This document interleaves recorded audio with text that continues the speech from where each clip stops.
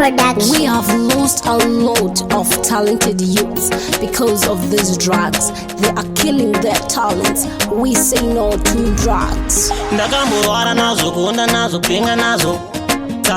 ndangasaza geza nazo, chero smoko ndangasaza pimbe nazo, inzwai nini maya, ndati maboso, uzvema globo, aziko, okoso, mutoriro, aziko, Christ au maya, luka maya, naramba maya, maboso, dakwane maglobo, aziko.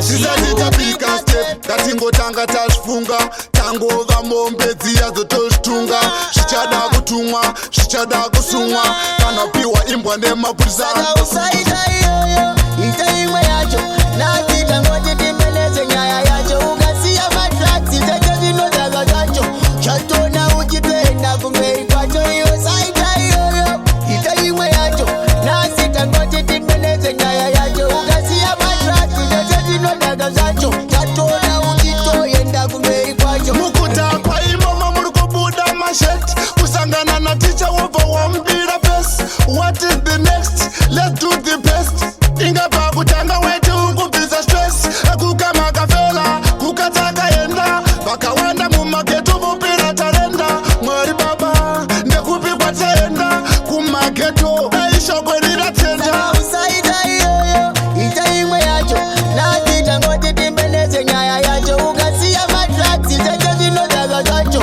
chatona uchitoenda kumberi kwacho iyo saita iyoyo ita imwe yacho nasi tangoti timbeleze nyaya yacho ukasiya matraksi tete zvinodhaka zvacho chatona uchitoenda kumberi kwacho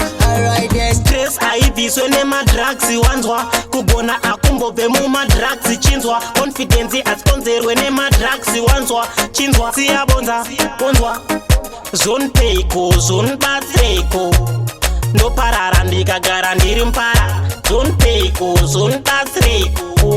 kumaina zonhu zvisingambobhadhara saita iyoyo ita imwe yacho nati tangoti timbeleze nyaya yacho ukasiya matraksi tete zvinodhaka zvacho chatona uchitoenda kumberi kwacho iyo saita iyoyo ita imwe yacho nasi tangoti timbeleze nyaya yacho ukasiya matraksi tete zvinodhaka zvacho chatona uchitoenda kumberi kwacho nekuti zvinodhaka zvauraya tarenda utana wedu daita sarenda unobenja check yourself before you break yourself